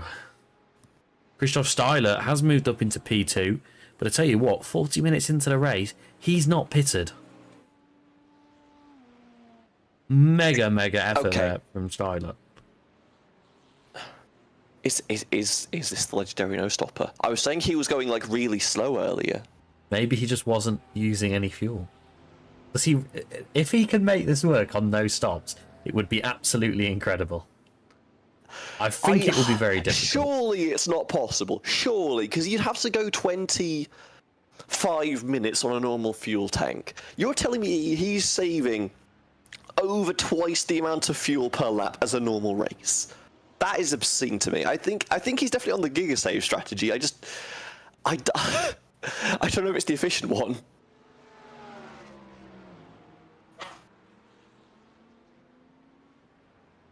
But that's like Formula E levels of save. Yeah, it's pretty impressive so far. I mean, Race control. I came in to serve an iRacing penalty, but I still got it. I think. interesting. Adam Jarvis saying More his issues. black flag wasn't cleared. That's because he stopped. It was stop and go for an unsafe pit release.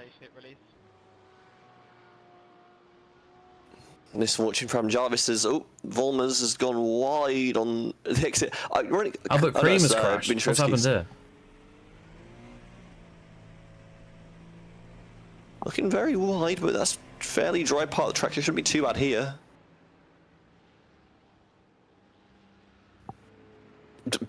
Excellent power slide. It's the same again. Place again, he's done it. Vargas had an incident as well. Do I need to go box again?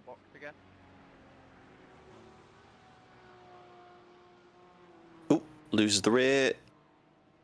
Almost gets it around, but can't quite get that last bit of rotation. He needs to get the car point forwards, needs to jam it in reverse.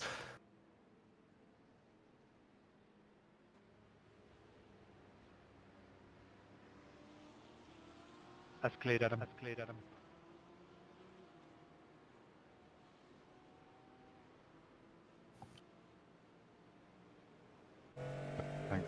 Right, so that's Adam Jarvis's penalty has been cleared because he did serve it, and I think Race Control probably look back, and even if it wasn't served properly, perhaps didn't fully deserve that penalty.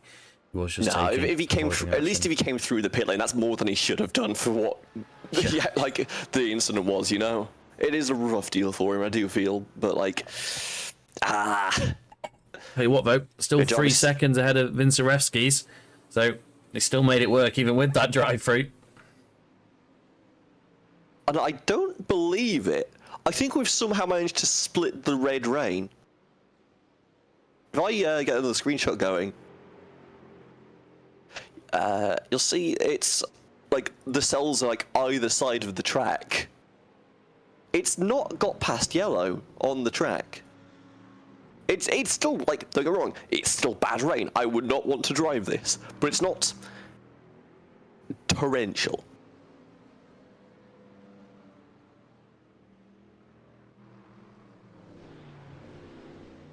Yeah, you can see it move on your screen. We've avoided the worst of it, and we may get that little clear patch, but it's definitely not going to run clear at any point in the race. Ignis now 4 seconds back, and Jarvis pumping in the lap times to try and extend his championship lead over his rival. Ignis gets very loose there. Just pushing for lap time, obviously, wants to try and close up that gap, but I think Jarvis just has the stability right now and is just able to just continue to make good time.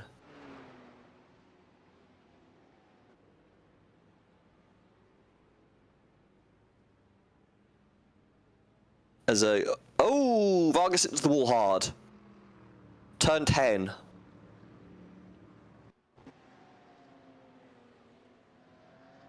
Take a look. This is the Loses the rear. opposite of what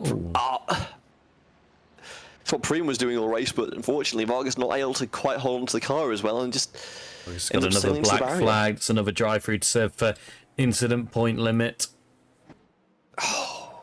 18 then every 5, and he's hit 33 now.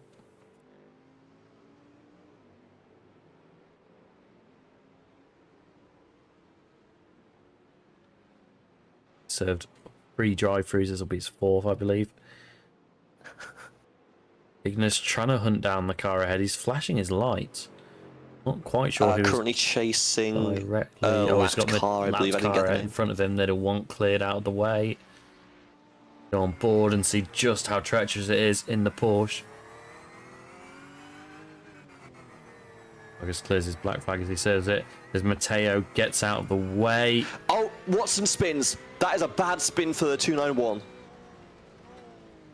Keeps it pointing forwards, but I'm not sure what happened there. It looked like it might have been an incident with Volmers. Yeah, Volmers got past, and then about a second later, they had this incident. Adam Watson crashed, so... Ooh, did they have contact? I'm not sure. I think that could have been so much worse. 2 cars being too near each other. Did Jan Volmers go completely off the track then to avoid that? Yeah, he made an evasive maneuver there. Way, yeah. It was very evasive. Adam Watson spins out of P2, but holds P2. He's in the pits. Comes out of the pits, clears his black flag. So that was... What was that black Instant flag point limit, for? I guess. No, but he's only got didn't get any damage from that. 17x. Oh. Let's go back and take a look at when he got that black flag. Oh. Very strange. But he didn't get tagged. Yeah. Unless he just sends it into the barrier. Unless the instant which limit is 17 then every 5. Instant limit may be 17 than every 5 rather than 18 It's normally than every 5. 18. Could you have a look? You should be able to see on the race info. You know what? You have a point. Info. No, 18 then every 5. Oh, that's truly bizarre. Maybe, I know sometimes iRace Control can miss 1 or 2, so perhaps it just missed 1 off the count for some reason. That could be why. Oh, look at such a handful here for Adam Watson, who is still sitting in P2, but he's 12 seconds off. He's only 12 seconds clear of Kiko Lakaye now. And I'll tell you what, Vincent Ossoms is leading in GT3 by nearly a minute, probably will be a minute by the next time we've gone through the next few corners. And bad to worse for Vargas, he's lost the rear again. So we'll go and take a look at that in a second, but Vincent Ossoms, P1 in class, P4 overall. So he's currently 4th place overall in this race. Now, Vargas is about 22 seconds behind him, so I imagine we'll at some point repass him. But we've seen a lot happen, there's still a lot more to happen, and Jan Volmers is only about 10 seconds behind that. So I'd expect those 2 cars to probably catch up and pass him at some point. But I tell you what, that is a mega showing from Vincent Ossoms, and I know some of the other cars in his class have had unfortunate disconnect issues and etc. But if he can finish P4 in this race, or if something else can happen to one of the GTPs who have only actually done Christoph Steiler has only done 1 more lap than him, and P1 and P2 have only done 2 more laps than him. If something goes wrong for one of them, Vincent Ossoms could finish on the overall podium here. That would be amazing. I know Hydrogen Racing we've managed to get a P1 overall in the LMP2, but obviously that's still a very competitive car with the hypercars on normal conditions. To get a GT3 on the podium is absolutely absurd. I want it to happen now for Ossoms. He's been doing a stellar job of just putting in those lap times, being consistent. And in a day like this is what you have to do. You just have to be consistent. Nothing else matters. Stellar drive for the GT3 driver.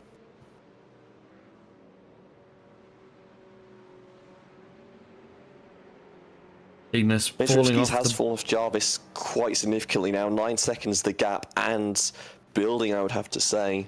I think despite his unfortunate circumstances earlier, Jarvis might be able to hold P1 for GT3 AM at least for now. 10 minutes to go in the race and change, but still a lot of time, and a lot of stuff can happen. A lot of stuff has happened, but so far looking good for the Ford driver. Yeah, Adam Jarvis, after Ignis led so much of this race, benefited by that meatball flag that Ignis got, which you can say wasn't fully his fault, but he did maybe go for a move that was a little bit ambitious, and you know, you can't really blame anybody else too much, or he'll be ruining that. But like you say, Adam has won the last 2 races from perhaps a position where you wouldn't expect him to, and it looks like he's going to do that again.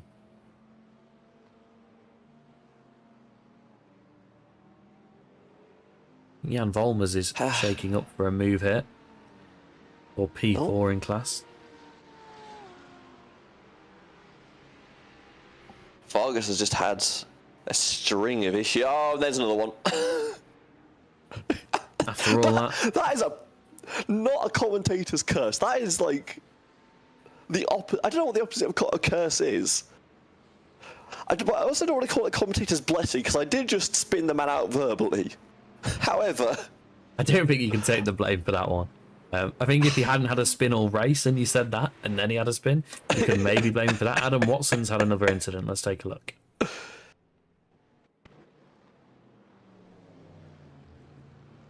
Adam Jarvis has now passed him for P2 overall because of this. We're still running P2 in Pro. Whoa, same corner. Oh. He's had a couple of offs here. Ooh. And I tell you what, the barrier as well. The front bumper of that Corvette is one beastly bit of material, because he has gone into that barrier 2, maybe 3 times now, and is still able to carry on. That's actually really annoyed me. The way we crashed out of our Watkins 6-hour race in the hypercar class was a 40 km/h crash with the barrier that gave us 6 minutes of required repairs. That man has entered the barrier full speed twice and has carried on unscathed. I'm a little bit mad.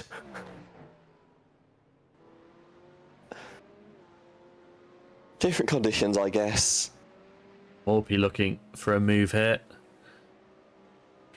on Kiko Lakaye, trying to take away P3 in GT3 Pro, P5 overall in GT3, but he'll want to get on the podium. He's got a good run here, actually. We'll point out as well, Christoph Steiler. Make a move, and this hypercar is going to disrupt things. Christoph Steiler did have to pit, as we likely expected. Yes. He got all the way. 24 laps, though. 43 minutes, that's a good run. Really good going. GTP's going to try and slot the inside here, but Morpy's not letting him through there, as he throws the half block to say, we're having our own battle. You're not really fighting anybody. Oh, dive? No. Not able to get on the inside there. Let's give space for the GTP go on the outside. He's out too much here, but now he's going to beat the GTP on traction. And tell you what, this is how Vincent Ossoms is not that far off an overall podium, because the GT3 is pretty strong in these conditions, and the hypercars do really struggle in the rain. I guess Farage doesn't seem like he has the exit speed to really just blow past the GT3s he needs. And he's actually getting caught back up again briefly there by Morpy. That is wild to me. Obviously, like on the straight, big beefy engine does a lot of work for you. You'll clear them here, but throughout the infield section, that is so rough for the GTPs. But Morpy has a huge run, has the toe as well. He's going to pull out to the high side, see if he can make it all move around the outside of the Porsche. Excuse me, he's 2 BMWs here. It's Vince Stremowski's in the Porsche that's ahead of them. I think they might have tagged bumpers there, but keep it live for now. Morpy, though, beautiful run exit, dives it to the inside. So much speed right now in that BMW, and that is clear. Is he going to take the line back, or is he going to defend the inside? He's going to defend. A little bit just to dissuade the move. Very Max v. Lando-esque there, and he's going to go off. Oh, he does all that work so beautifully. Just he's going to come back again. All again. Can he make it work around the outside? Confidence on the brakes here. He was a little bit overconfident in turn 4, but he's clear of Kiko Lakaye and moves on to the podium. He's only 9 seconds off the back of Adam Watson, and Adam Watson has obviously been struggling occasionally in the last few laps, so this will pile the pressure on in the last 5 minutes of the race. Jan Volmers yeah, is Morphy about obviously to... was going to make the move at some point, but Feels weird that yeah, this is just have so something much grip in to the be car. talking about, but Jan Volmers is going to move up into P4 overall by passing Vincent Awesomes. Jan Volmers hasn't done a pit stop, actually. What the heck? He has on my screen pitted lap 6. He did a toe, I then think. There we go. that would do it. Just didn't enter the Currently lane. 13 laps into this stint, and if you can do 21 safely, which is what Albert Preem did on the first stint, should be more than fine to make it to the end. Assuming they took fuel. Yeah, Albert Preem, lights out drive for him as well. Now, minute 10 seconds lead. You see him in the front of your shot there. Up there he is as well, as we are on board with Lacal. Watching this fight happen. Trying to navigate past this GT3 before you make it to the infield.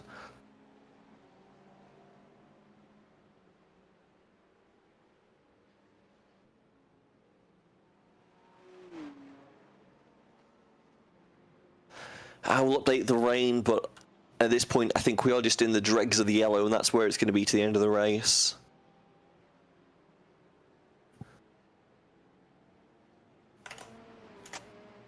A brief stint as the weatherman has come to its conclusion. It's going to update there for you as we move past the worst of it. The green is coming towards us to close out this race, but there's only 5 minutes left to go. Not even. 3.5. There you go. Nobody else looking in a position to make big moves, apart from Daniel Morphy chasing down Ignis for P4 overall in class. He'll want to get that move done if possible. Not always nice to finish ahead of as many AM drivers as you can in the Pro Kart.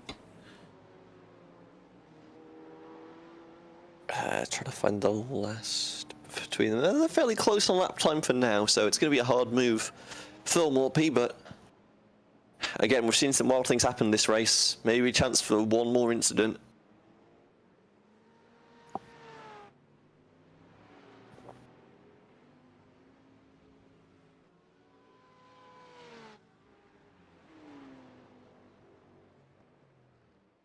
But as the rain pours over Interlagos. Worth noting, Ignis can only afford, well, he can't afford a 4x, should I say, if these two do come to blows, because that'll be a drive-through penalty. He's currently sat on 14 incident points. Matteo Lemeroy is sat on 17. He's pretty close to that penalty as well. And Charlie Lord is sat on 13, so he's not far away as well, but it'll take a little bit more to push it. What's closing on Lemeroy, actually? That could be for position. I say closing, and the gap sort of stabilizes at 7 seconds as soon as I say that. Some potential comedy in the last 2 minutes now of the race. Obviously, leader will take the checkered flag as soon as that timer hits 0 and they complete the lap. We had a bit of a stable second half of the race. The first half was pretty crazy. We kind of had too much to look at. Albert Preem has had another small off about a minute ago. I believe it's just going to be... Oh, this is a different corner. I know, I saw us coming into the normal location and thought it was going to be that, but no, it's going to be into the... Oh, yeah, there we go. Turn 12? Hey. Just turns in too early and has to back out of it, and the car does not like that. Very strange one. Has more than enough lead that he can get away with that.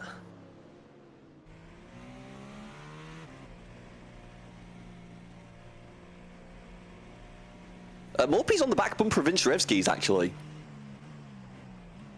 Yeah, you can see he just turns in too soon there, but yeah, here's the onboard with Daniel Morpy. Look at him working the wheel as he's chasing down. Not sure where the leader is right now, so you don't know if he's got 1 or 2 laps left to do it in, but by God, the hunt is on.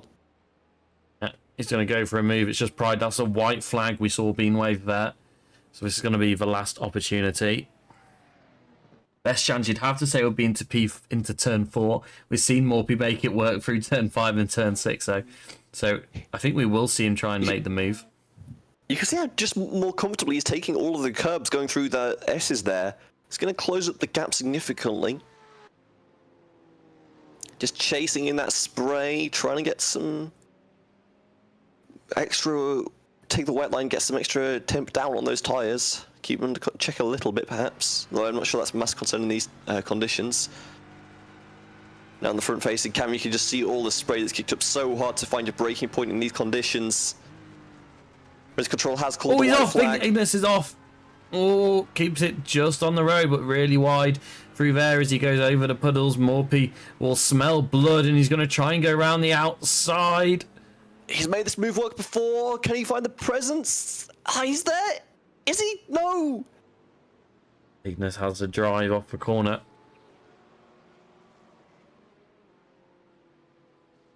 Morphy not going to be too pleased with that one. He could have had it there, but didn't quite make the move stick around the top edge of the track. But I think at this point he's going to have to settle for 5th place GT3 overall. Albert Prim, no surprise to anyone. He will come home your winner of this race.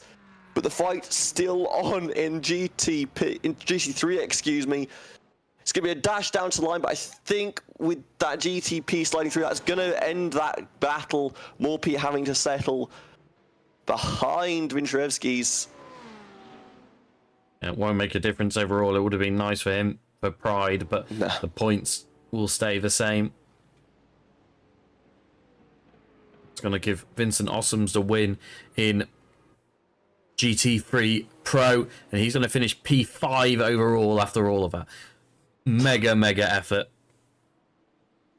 That was still ahead of one GTP that was running as well. Or two that were running. It's really stellar drive, honestly. Like I said, keep the car pointed forwards and on the track. You're going to have a fantastic day, and Ossoms did that perfectly. And, okay, if Ossoms does finally complete the lap. Adam Jarvis wins again. That's 3 in a row in GT3 AM. That'll be a mega result for him. Extends his lead.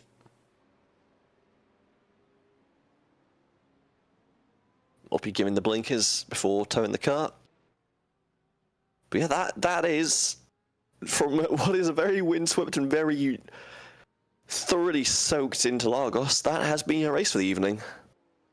Let's get Adam Jarvis into the interview room.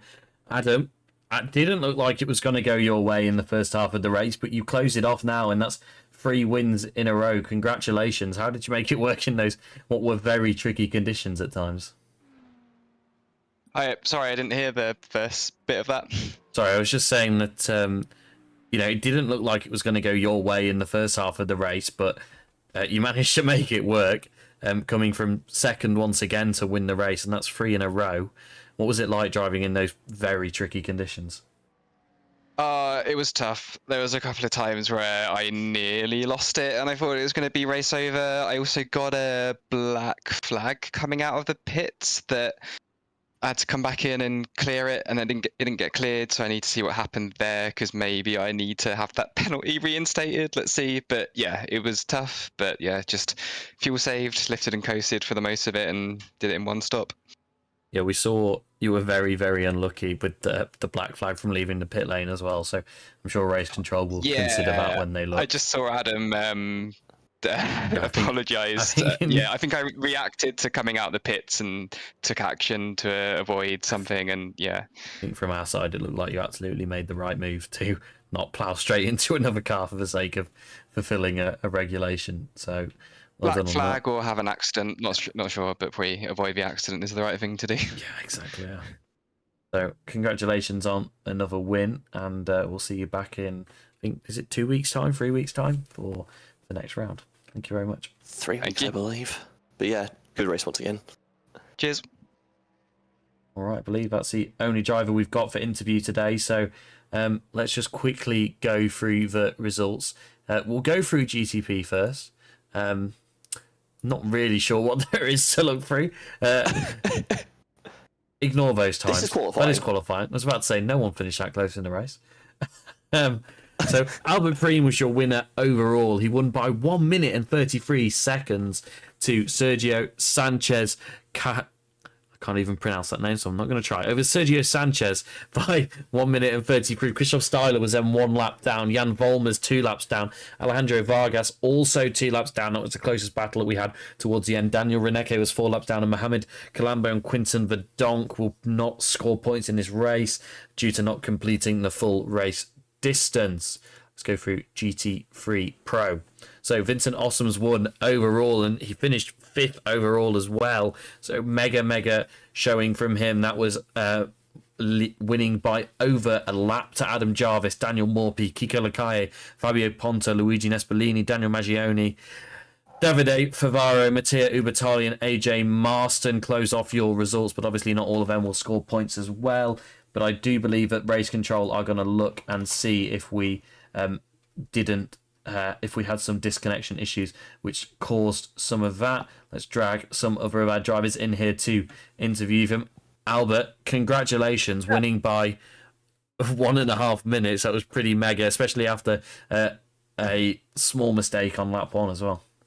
A small one. I thought it was a couple of one because I thought this week we didn't drive here. I thought it was a break week, so I did no practice at all till I saw today that tonight was a race. So my first laps was during the start in the wet. So yeah, that figures that first lap was utterly chaos on my side. Yeah, I mean, it was a pretty chaotic race, but you managed to come back through and capitalised on other people's mistakes later on. What was it like once you had that big lead of like over a minute? How do you approach it after that? Because obviously you don't want to push too much, but you don't want to get complacent and go too slow as well. True. Yeah. Well, I thought it was it built up really fast, and then Jan, he was faster than me, but he made another mistake, so he was behind me again. And then I saw my relatives. Indeed, I said I had 1 minute of advantage. So I did a little bit slower, but that's also the mistake that you make. That if you drive slower, you're not that much concentrated anymore. And due to slower driving, I made more errors, I think. So at the end, I picked up the pace a little bit more. So I stayed focused and tried to survive also with the GT3s, which went very good. And the spray is horrible. It was very wet, very slippery. But at the end, enough time to celebrate. Yeah, well, congratulations, and hopefully you can have a result like that next week as well, especially considering that the Acura had an even bigger bop than it previously had. True. Yeah. So let's see to next week what bring then, because then the fast man, I don't know his name, but he will be back, so it's going to be a lot harder to drive in front again. Yeah. All right. Thank you very much. And Adam, thank you. Adam, we'll jump to you now.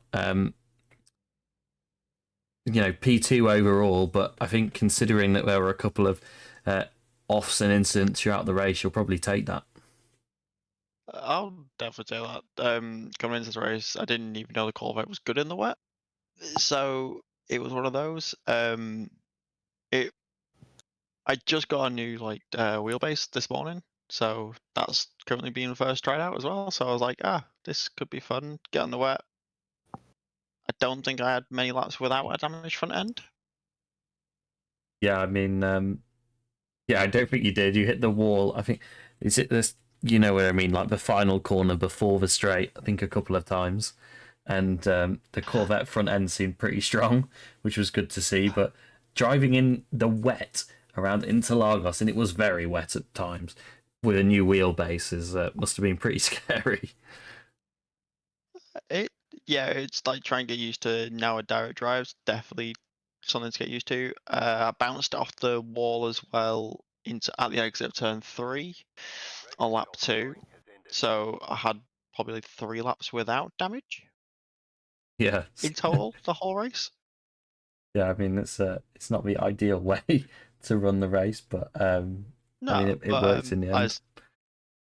The Corvette definitely. I wasn't expecting it to be good in the wet. It struggled at the start and then picked up a good decent amount of pace where I went from like 7th to then caught like the battle for 2nd and set the fastest lap, which definitely was not expecting. But then got a meatball for side contacts. I don't know how that happened. And then literally just try and keep in. As Albert says, like as soon as I started just going, all right, just get to the finish. I started making more and more mistakes, and I don't know what I was doing wrong on the downhill things. Probably something I need to look at to why I was then ending up facing a barrier every other lap. Yeah, well, overall, still P2. Congratulations. Okay, Vincent, we'll jump to you now. We commented during Yes, the good race, evening. at one point you were running P4 overall. You finished P5 overall in the end, and obviously won by over a lap. So congratulations. I mean, what was it like driving in those conditions? Yeah, it was really tricky. Correction, I didn't finish over a lap. It was a minute. I think the timing is wrong, but nevertheless, it was a really good race. I felt confident right from the beginning, so that helped. So because I came short a bit in qualifying, but I could convert the start to be leading after 4 turns, I think, or 4 corners. I was really happy with that. But I was a bit surprised about the pace of the others, but the car felt good, so was able to push on, and no real issues after that, so that's good. Yeah, well, congratulations, and hopefully you can have some more results like that throughout the season. What was your highlight of the race? Well, I almost spun one time. I think that was the highlight. Breaking into the last corner is really tricky because of the rubber line, and I had like 1 or 2 moments I braked a bit too far to the right and a bit too hard, and then I needed to correct the car on entry. But and I was lucky that I didn't have the spray of the other cars. Only when like the faster class overtook me, but because there were only like I think 8 GTPs, it was quite manageable because it was like 10 times or so. So it was really really manageable. Because in the spray you don't see anything. It's crazy. It's all your reference points are just all completely gone, and you need to drive like 90% of what you can do. It's really tricky. So I was lucky to be in clear air and after a couple of corners. Well, congratulations, and we'll leave it there. Kirby, do you just want to take us through the final race results that we'll view, which is the GT3 AM results? Thank you guys. Bye-bye. You're welcome. Adam Jarvis, after one hell of a drive, will finish P1 in GT3 AM ahead of Ignas Vincherevskis and Alvaro Varcas. Paolo Antonori will come home in 4th ahead of Jose Villarejo. Put my teeth in, try that one again in the future. Matteo Lemeray, Charlie Lords, Jesus Saavedra, Jason Cibolos, and Antti Quarantra will round out your top 10. All right. Is that it for Am? I can't remember. Well, that'll be it. That is it, and that would have been it for point Nice. scorers anyway. So, congratulations, everybody that managed. 27 laps down. I don't think he'll be scoring points. Congratulations to everybody that managed to finish that race. As I said before, I'm sure Race Control will review the crashes that were caused by iRacing and see if we need to add an extra drop round to the season, but that will be for them to review. Thank you very much for joining me, Simon. It's been great to have you with me, especially to help with the weather forecast. It was very nice to have a weatherman helping me through that difficult session. And what was your highlight of the race? That moment where everyone is piling into turn 1 and it's just like, wait a second, how bad is this track actually? Because that is the moment where nobody knows what's going on. And that is the moment when I think racing is best, when everyone is just guessing. And then we had people going off left, right, and centre, and it was just mildly amusing for a bit. It was very, very, very crazy at the start. We spent a lot of time watching replays of stuff, just trying to catch up to the live images. As I was saying, leader goes off twice. And doesn't matter, he just has enough pace in the car to get all the way back up to the front again. Yeah, and back up to the front by a very healthy margin. All right, okay, we'll leave it there. Thank you very much, everybody who joined us for today's race, and anybody who's watching on the replay later on. We'll be back not next week and not the week after. We've got a double break week to allow people to prepare for the Spa 24, but then we'll be back with a race on the 25th of the month at the Nordschleife. So, not at the Nordschleife, Not sorry. the Nordschleife. At the Nürburgring GP. later. Very different. Okay. All right. I don't want to take hypercars around the Nordschleife, excuse me. I've seen it done before. It's great. All right. All right. We will leave it there. Thank you very much, everybody that joined us, and have a good break. We'll see you next time.